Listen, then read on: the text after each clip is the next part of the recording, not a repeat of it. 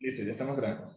Entonces, mis hermanos, vamos a ver, aquí les voy a mostrar desde ya algo que hace el autor del libro que me parece apropiado. Y lo que va a hacer el pastor Humberto Treyer, que como les digo, él es un teólogo sistemático tremendo. Lo que va a hacer él es tomar cada versículo y dividirlo en tres partes. Primero, en lo que dice el versículo. Segundo, en los protagonistas del versículo. Y tercero, en la cronología de ese periodo. Es decir, que él nos va a mostrar los años en los que ocurrió todo. Entonces, Daniel 11:2 nos dice: y ahora yo te mostraré la verdad. He aquí que aún habrá 3 reyes en Persia. Y el cuarto se hará de grandes riquezas y levantará a todos contra el reino de Grecia. Aquí en este mismo versículo, él agrega los personajes, pero no lo nombré porque él va a nombrar aquí en esta parte de protagonistas. Entonces, varios reyes. Eran 4 reyes, según dice él. Pero entonces, ¿cuáles eran? Primero, los reyes de Persia eran Cambises II. O sea, esto es historia. Ustedes lo pueden comparar, ustedes pueden buscar ahí en Google. Entonces, Cambises II, que reinó desde el año 539 hasta el 522 a.C. Luego el falso Esdermis, y que duró poco tiempo debido a que era transitoria fue transitorio su reinado, porque mira, solamente reinó en el año 522 a.C. y eso lo vamos a ver después. Darío I el Grande, que reinó desde el 522 hasta el 485 a.C. y Jerjes I, a quien nosotros conocemos como ¿quién? Nosotros conocemos a este Jerjes. El rey Asuero. El rey Asuero, así es. Del año 485 al año 465 a.C. Esos son como los periodos de estos protagonistas. Y ahora en la cronología, el pastor escribe allí: las palabras de Gabriel registradas en este pasaje cubren un periodo de ¿cuántos años? ¿Cuántos años dice ahí? 65 años. 65 años. Desde el ascenso al trono de Cambises II hasta el asesinato de Jerjes I. O sea que a Jerjes lo mataron. A nuestro Asuero lo mataron. En el año 465 a.C. Muy bien. Y entonces, hasta ahí está clarito, ¿cierto? Recordemos que el versículo 2 nos habla todavía del imperio persa. Y hace referencia al imperio persa. Y aquí ustedes ya pueden ver entonces cuáles fueron esos 3 reyes que habrían después, que era Cambises II, el falso Esdermis, y Darío I el Grande. Y el cuarto, que termina el imperio con Jerjes I, a quien conocemos también como Asuero. ¿Cierto? Por cierto que como lo muestra aquí el pastor, le añade este aspecto acá, que a la guerra que libró Grecia contra Persia se le llaman así las 3 llamadas guerras médicas. Importante que tengan eso en cuenta, porque esto es historia. Sí, esto es pura historia. Bien. Ahora quiero que también veamos una cosa que me gusta lo que hace aquí el pastor y que quiero que tengamos en claro allí. En Daniel 2 se nos muestra que qué parte de la estatua era los persas. ¿Qué parte de la estatua? En Daniel 2, ¿qué parte de la estatua representa a los persas? Sus pechos y sus brazos. El pecho y los brazos. El pecho y sus brazos de plata. Muy bien. Y que era un símbolo del imperio persa. Eso lo explica mi esposa. Ahora, en Daniel 7, ¿cuál bestia representa a los medos y a los persas? Un oso. Un oso. ¿Cuya característica cuál era? Un lado más alto que otro. El otro. Un lado más alto que el otro. Muy bien. Y representa así a Persia superando a los medas y por eso esa característica. Y tenemos en Daniel 8 a otro animal que representa también a los medos y a los persas. ¿A cuál representa a los medos y a los persas en Daniel 8? ¿Al macho cabrío o al carnero de 2 cuernos? Pero. Al Con carnero de 2 cuernos. Entonces mira que aquí lo que hace el pastor Meto Trayer es un paralelo de cómo en cada profecía de Daniel 2, Daniel 7 y Daniel 8 se puede ver las mismas cosas, pero en cada capítulo un poco más de detalles, ¿sí? Partiendo de Daniel 2 de algo general, en Daniel 7 algo un poco más específico y Daniel 8 aún más detalles, ¿cierto? De esta historia universal de la humanidad. ¿Está bien? Muy bien. Entonces ahí tenemos algunas cositas en claro. Ahora mira, quiero que veamos esto, que el pastor nos regala historia. Y es lo siguiente. Resulta que estos 4 reyes que iban a ser los sucesores de Ciro II el Grande, que el reino desde el 538 al 530 a.C., fueron estos. A ver, vamos a ver quiénes fueron. Primero, fueron Cambises II. Según la información que nos regala de historia, Cambises II en el año 525 a.C. ya había conquistado Egipto, dando así como el final de la dinastía de los emperadores, de los faraones en ese tiempo, y que al mismo tiempo fue Cambises II el que ya se le puso un final a ese imperio, porque recordemos que Egipto como tal todavía seguía siendo como así una piedra en el zapato para los babilonios, pero para los persas ya no, porque Cambises fue uno de los que terminó conquistando a Egipto. ¿Eso qué quiere decir? Egipto formaba parte del imperio de los persas. ¿Sí? Eso es importante. ¿En qué año fue conquistado Egipto? ¿Alguien me lo recuerda? Por acá está. Ahí está, 525. 525 antes de Cristo. ¿Y quién lo conquistó? ¿Quién fue el rey persa que lo conquistó? Cambises II. Cambises II. Muy bien. Ahora viene aquí el falso Esdermis, o también llamado Bardilla o Gaumata. Fue un impostor, mira, qué interesante. Fue un impostor quien tomó el trono después de la muerte del anterior. Lo hizo tratando de hacerse pasar por Esdermis, un hijo de Ciro II el Grande, asesinado por su hermano Cambises II. Escucha bien. Esto aquí es una serie, hermanos, de luchas de poder tremendo. Se mataban los unos a los otros para tener el poder.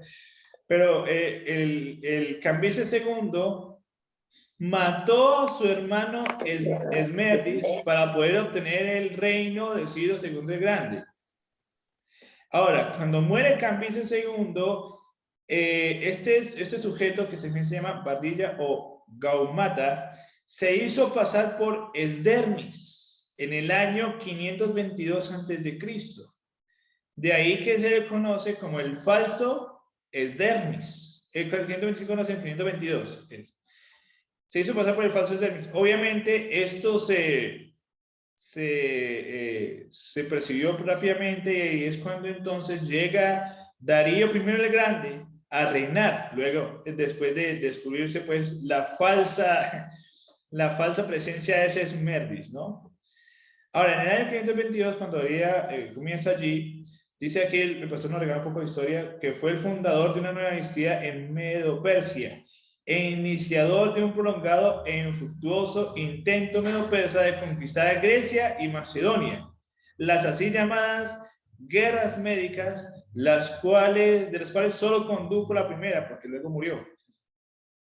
¿Sí? O sea que el que comenzó la guerra contra los griegos, ¿quién fue? ¿Cambises II, el falso Esmerdis, o Darío I el Grande? Cambises II.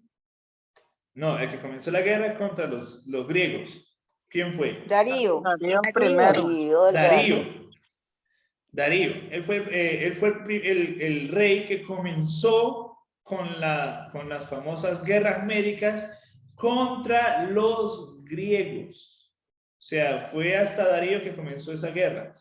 Y en Jerjes, aquí podemos ver que fue el hijo precisamente de Darío I el Grande, también en Estel conocido como el rey Asuero, dice que sería un rey que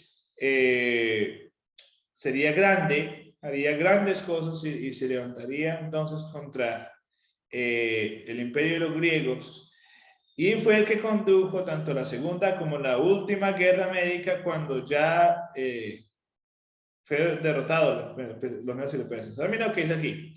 Las así llamadas guerras médicas, 3 en total, se extendieron durante una cuarta parte del siglo V antes de Cristo.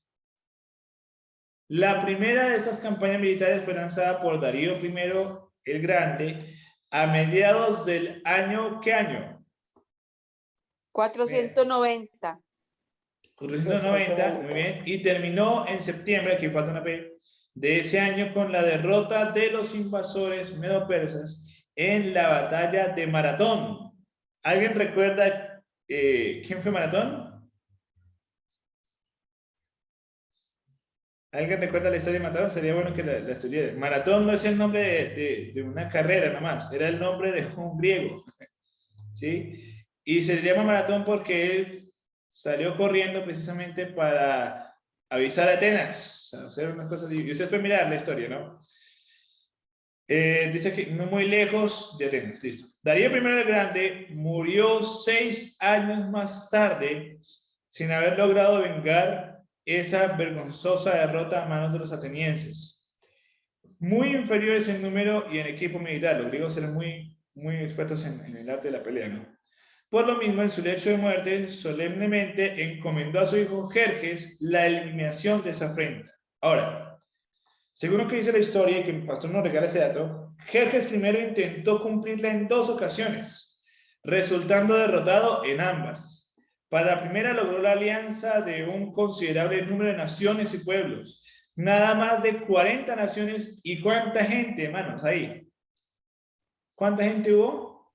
Y 1 millón de hombres. Un millón de hombres para una guerra. O sea, hoy se asombran que hay 180 y algo mil de hombres ahí en Rusia, pero es que Jerjes tenía 1 millón de hombres. ¿Ustedes saben cuántos tenía un ejército de 1 millón de hombres?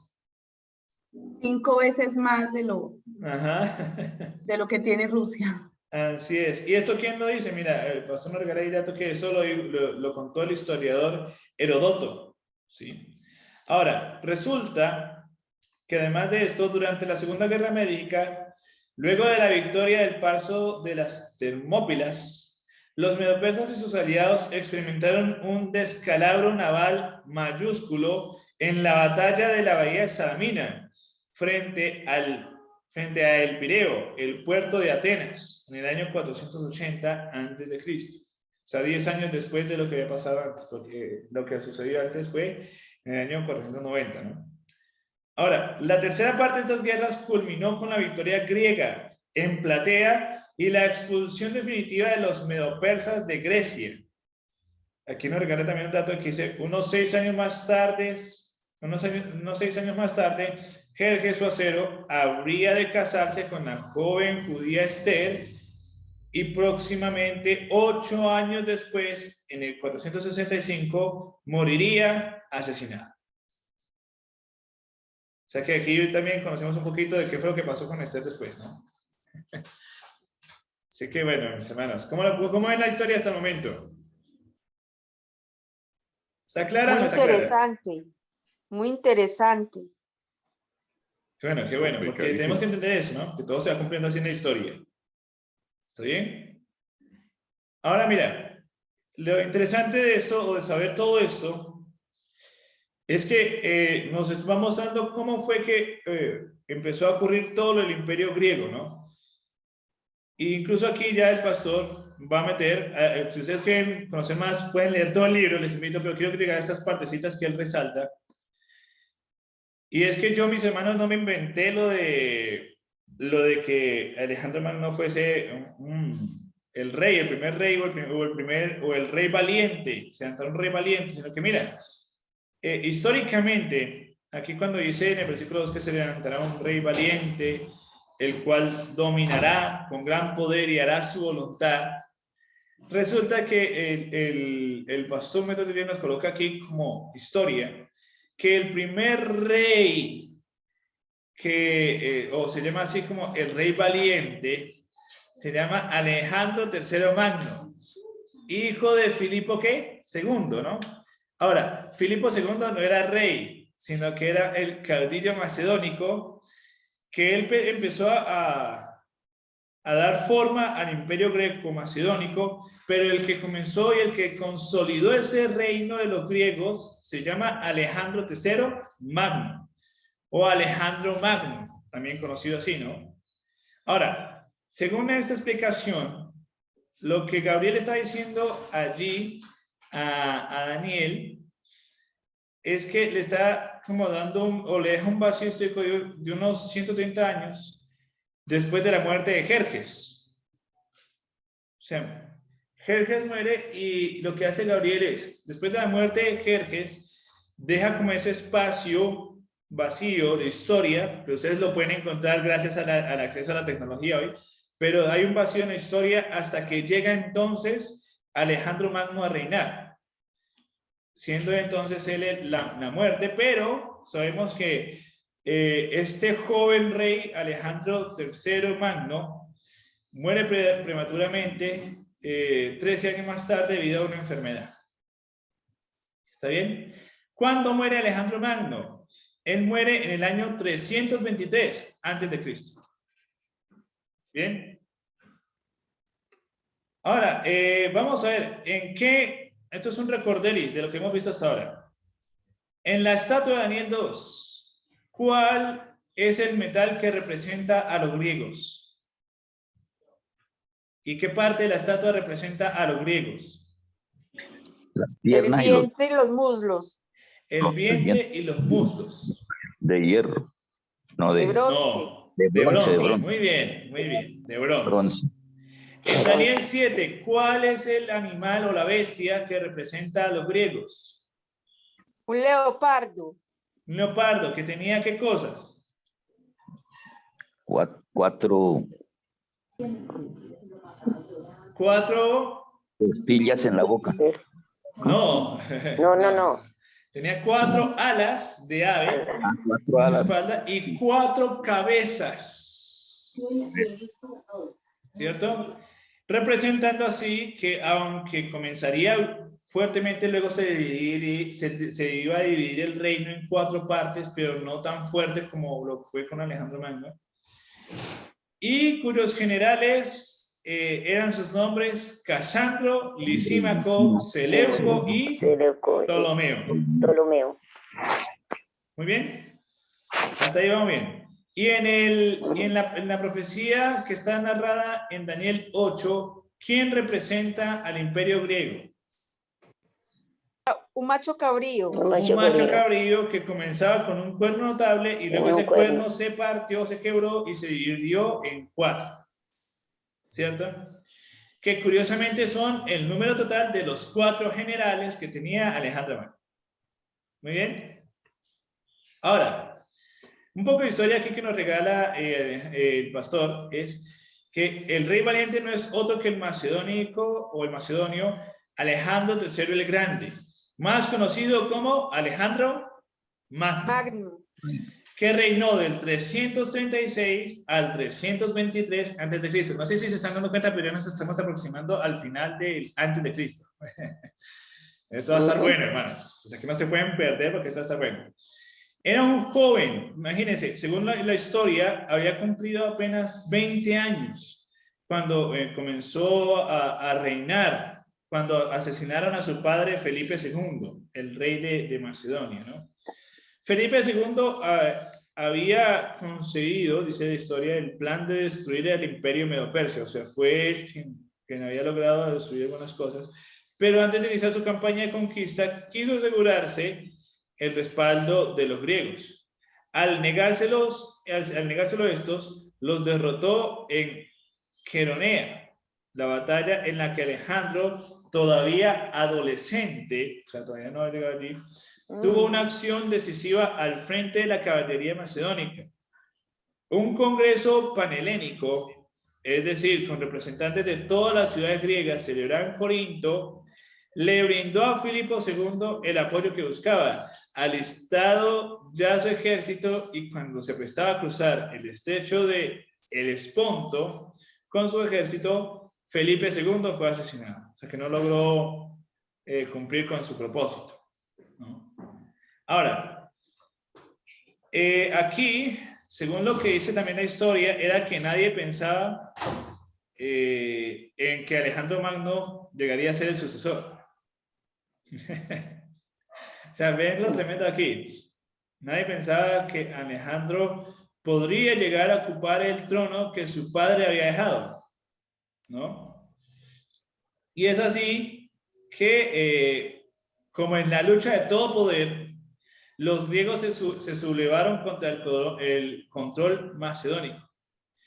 Pero esto hizo entonces que Alejandro Magno, por eso decimos que Alejandro Magno fue el que unió nuevamente todo el imperio, y por eso es que Alejandro Magno es el rey que cumple con la profecía, derrotó a los que se habían sublevado y destruyó entonces a Tebas. Alejandro Magno destruyó allí a Tebas, y en esas circunstancias se formó un nuevo congreso, reunido apresuradamente por el joven que aspiraba al trono, pues fue forzado a brindar reconocimiento y apoyo flamante al flamante Alejandro III el Grande, el rey valiente, al cual dominaría con gran poder y que haría su voluntad. Eso, mis hermanos, es pura historia. No sé si se están dando cuenta, pero eso es pura historia. Pura historia, ¿cierto? Y mira que algo muy interesante es que Gabriel le está anticipando a Daniel. O sea, Gabriel está anticipando allí a Daniel todo lo que iba a suceder.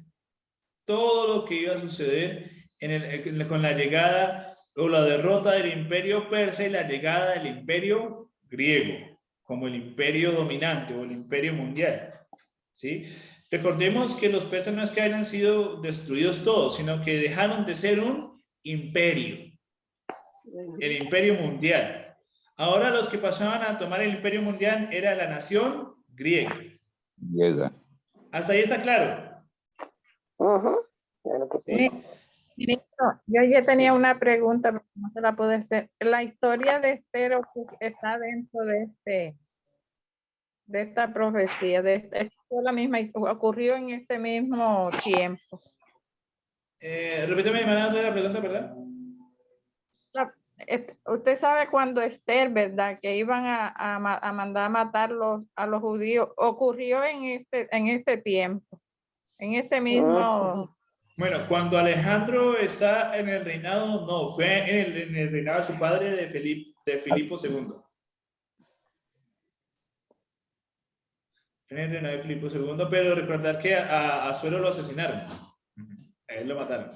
Es que, hermanos, ustedes lo que van a ver en ese capítulo... Benjamín, la pregunta, ¿sí? Perdón, que la hermana Ruth creo que está diciendo es que si en ese momento estaba sucediendo también el tema de Esther.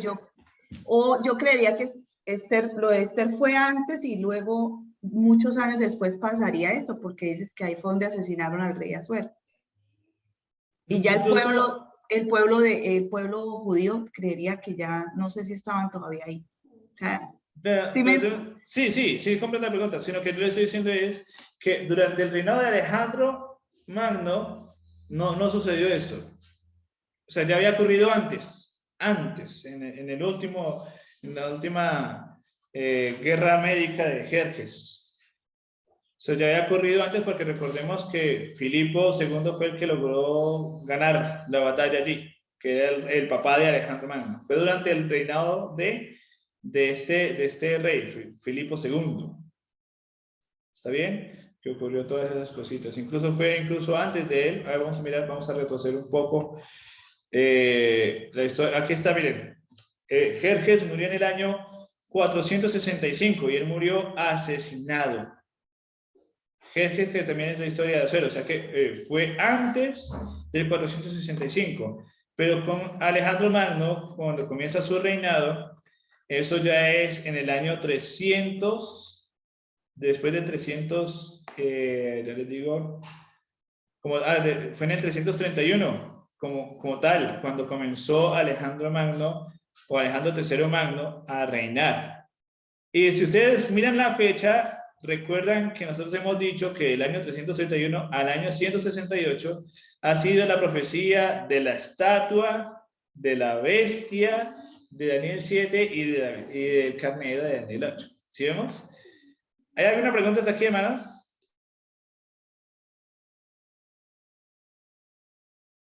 ¿Hay alguna pregunta hasta aquí? ¿O todo está clarito?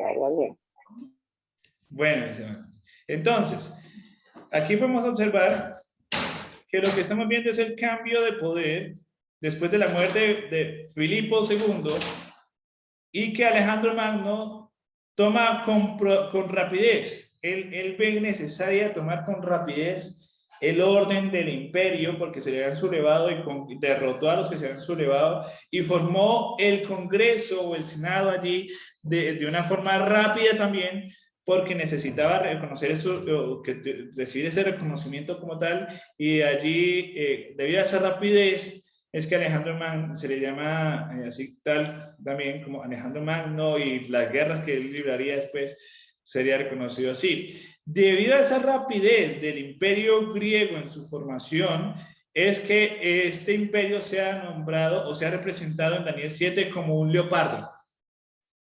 Y por eso también tener 4 alas, debido a la rapidez con la que se formó ese imperio. Ahora, resulta que Alejandro Magno, o Alejandro III Magno, era discípulo de un filósofo muy conocido llamado ¿cómo? ¿Cómo se llamaba ese griego filósofo? Aristóteles. Aristóteles, imagínense. Era un discípulo de Aristóteles. ¿Sí? ¿Y qué pasó? Aristóteles convenció a Alejandro III Magno de que el mundo debía unirse bajo una sola filosofía y una sola religión. ¿Por qué Aristóteles le decía el mundo? Porque recuerden que ahora Alejandro III Magno estaba dirigiendo al imperio de los griegos y ahora los griegos eran el imperio universal. Estaban dirigiendo a todo el mundo, o lo que se conocía, ¿cierto? Y ustedes pueden darse cuenta que el primero que instauró el primer orden mundial fue Alejandro III Magno, o el Grande, ¿no? Quien, siguiendo el consejo de Aristóteles, quiso reunir a todo el mundo en una sola religión, en una sola filosofía, y era la griega. Ahora, recuerden ustedes que dijimos antes que cuando un imperio llegaba a un nivel de degradación o de pisotear las cosas de Dios, ese imperio iba a caer. ¿Recuerdan eso? ¿Siempre caía eso? Pues con este intento de Alejandro Magno de hacer una globalización o de alcanzar un orden mundial en donde todo el mundo se uniera en una sola filosofía y en una sola religión, fue cuando entonces su reino cayó, ¿no? Su reino cayó. Pero antes quiero que veamos esto. Siglos después, como lo mencioné aquí, siglos después, los que intentaron reunir ese ideal griego fue el rey Seleucida, que todavía estaba por ahí, pendiente. Ahora, ¿qué significa Seleucida? ¿Alguien me recuerda qué es un Seleucida? Si no saben, puede decirme, pregunten, eso no hay problema, porque aquí es para preguntar. Benjamín, no sé, ¿me explicas por favor? Claro, claro que sí, miren. Cuando ustedes, porque esto lo vamos a ver mucho, muy seguido, así que por eso tenemos que aclararlo.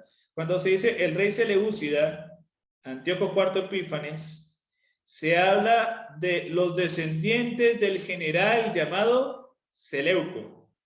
Del Seleuco sale el término Seleucida. Hasta ahí está clarito, ¿cierto? Entonces, vean Gracias. esa Es como un palabrita seudónimo, nuevamente. pastor. ¿Cómo, hermano Henry? Es como un seudónimo, Seleucida. Seleucida. Es más como el descendiente de esa dinastía, de los Seleucos. ¿Sí? Es el nombre que se le da a los descendientes de Seleuco. Y es importante que ustedes recuerden a ese rey porque lo vamos a ver nuevamente. ¿A cuál rey? Al rey Seleucida o descendiente de Seleuco, del general Seleuco, que se llama Antíoco IV Epífanes, porque ese va a aparecer luego. Ya se van a dar cuenta por qué. También los que se unieron en esa misión fue Octavio, que intentaron unir a todo el mundo en un nuevo orden mundial, pero fracasaron después, y Nerón, quien intentó también hacer un orden mundial, pero también fracasó en su intento. Y es que, mis hermanos, tenemos que entender una cosa. En esta gente se cumple todo el tema de que cuando intentarán unirse no van a poder hacerlo, porque estarán en ese último periodo de la historia, sobre todo después del Imperio Romano, como el barro y el hierro. ¿Qué pasa con el barro y el hierro? ¿Se pueden mezclar?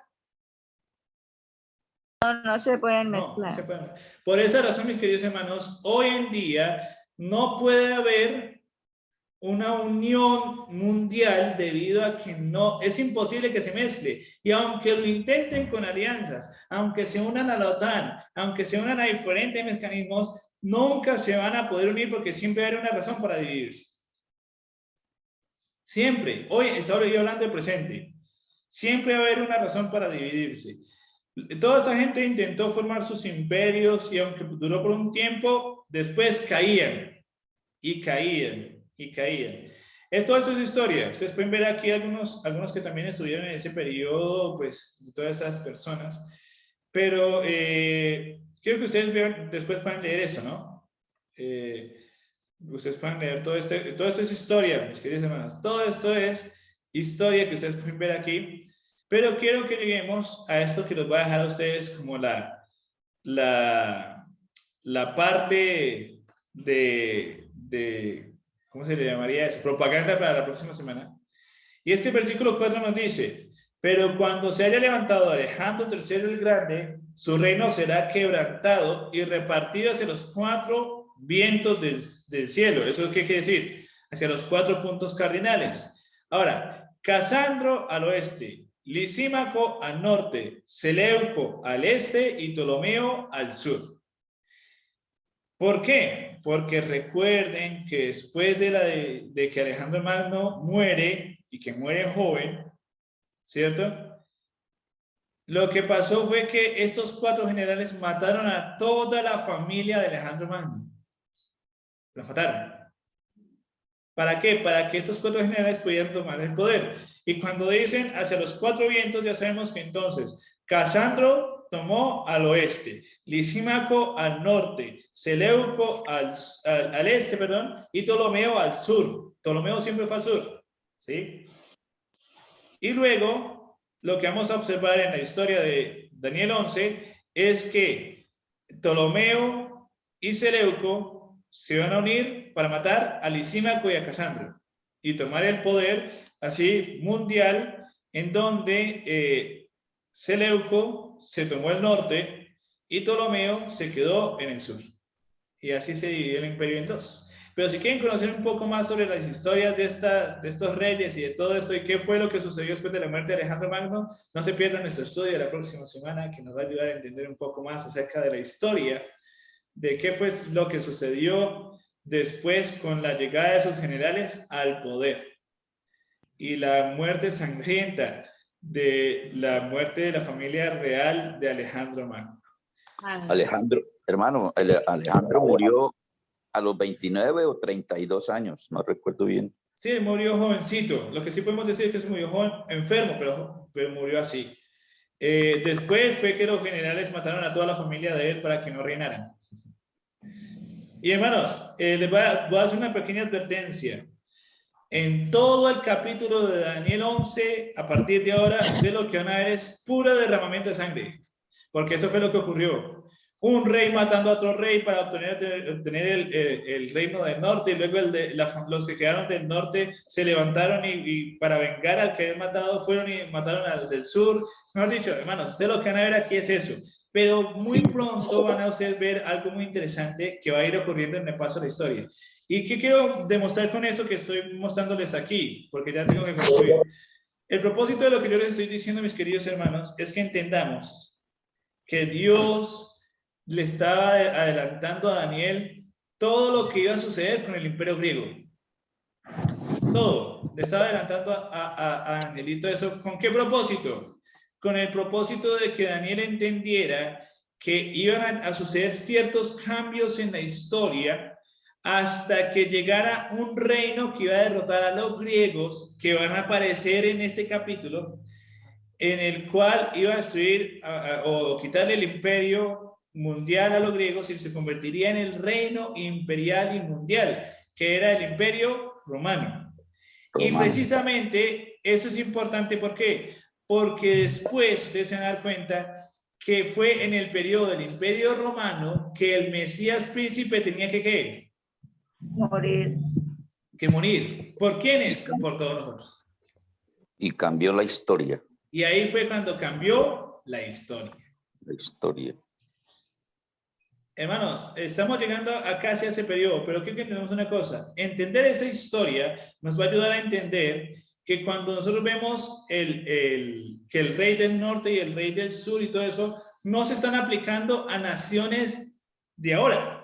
Se está aplicando es a naciones que ya existieron antes en la historia, en la historia, en el tiempo de Daniel y después de los tiempos de Daniel. Pero también creo que entendamos una cosa, aunque lo vamos a ver en Apocalipsis nuevamente, en Apocalipsis no se mencionan ya como tal a otras naciones, sino a unas naciones específicas que sí existen hoy. Pero eso es cuando lleguemos a Apocalipsis. En Daniel se está mencionando solamente la existencia de los griegos al poder.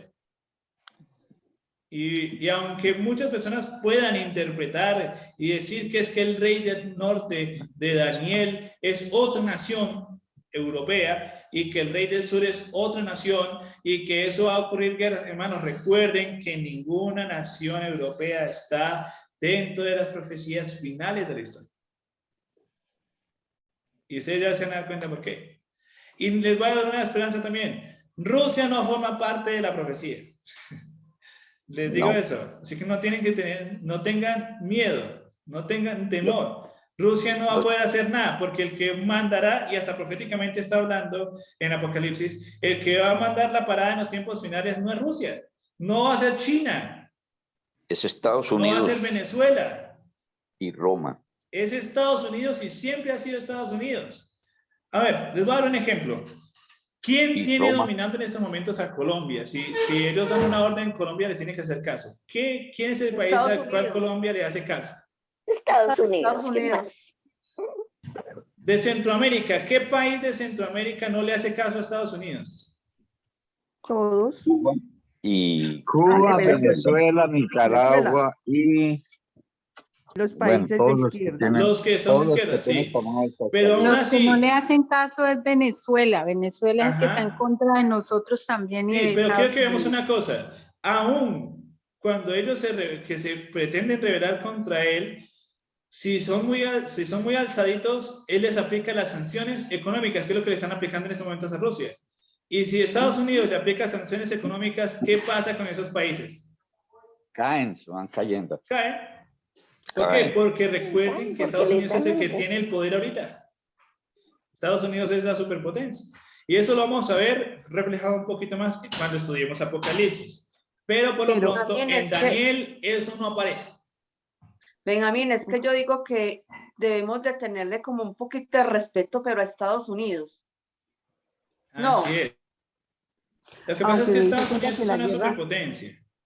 La guerra afecta también domina a Colombia, la economía de Colombia, por los insumos, por las harinas, por el trigo, por una cantidad de cosas que afectan. O sea, es que Colombia es la puerta a Sudamérica. Pero miren, quiero que entendamos una cosa. Estados Unidos domina económicamente y militarmente al mundo.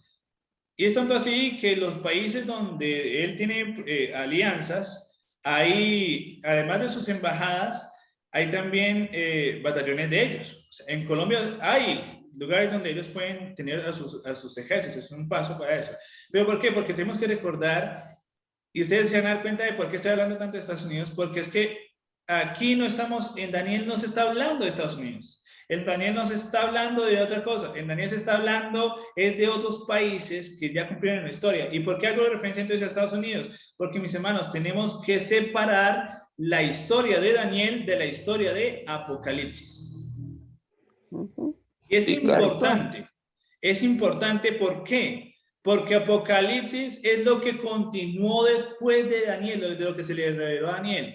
Y cuando lleguemos a Apocalipsis sí vamos a poder ver muchas cosas, pero en Daniel no.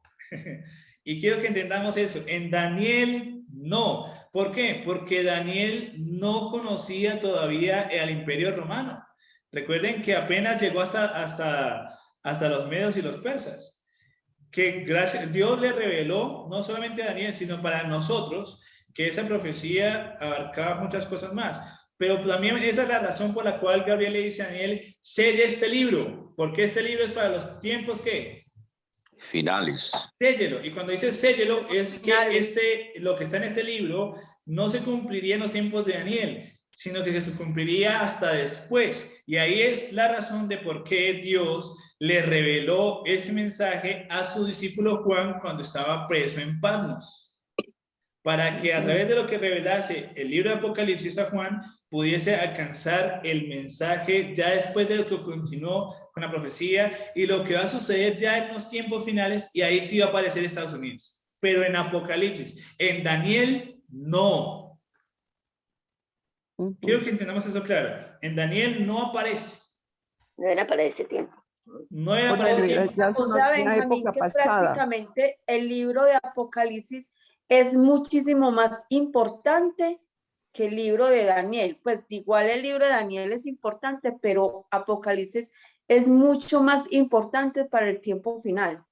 Por lo que está para cumplirse. Por lo que está para cumplirse, pero sin embargo, ya sabemos que para poder entender Apocalipsis tenemos que entender Daniel. Por eso yo creo que mirar cuál libro es más importante, no, los dos tienen el mismo grado de importancia. De importancia, sí.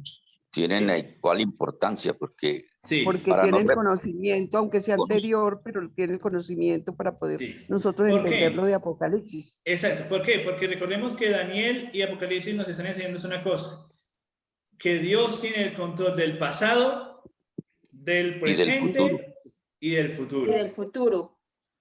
Lo que estamos viendo en Daniel 11 es que Dios tiene el control. Se le está diciendo a Daniel del futuro. Para nosotros es que nos está enseñando es que Dios tiene el control del pasado. Dios encajó toda cosa para que todo se desenvolviera de tal forma que cuando viniera el Mesías naciese en tal reino, que muriese en tal reino y que a partir de ciertos periodos se abriese al mundo entero. Pero, o sea, si nos damos cuenta que es importante estudiar eso, ¿es por qué? Porque nos revela a un Dios que tiene el control del pasado, del presente y del futuro. El futuro. Del futuro. ¿Sí? Por eso es que es tan importante estudiar estos libros, porque nos enseñan precisamente eso. Ahora, ¿de qué me sirve a mí hoy saber de que Dios tiene el control del pasado, del presente y del futuro? Mis hermanos, si tú le dejas el control de tu vida hoy a Dios, hará lo mismo que hizo con la historia de la humanidad y te ayudará a entender que Él puede tener el control de tu pasado, ayudarte en tu presente y darte la esperanza para un futuro mejor. Y eso es lo que podemos aprender de esta historia.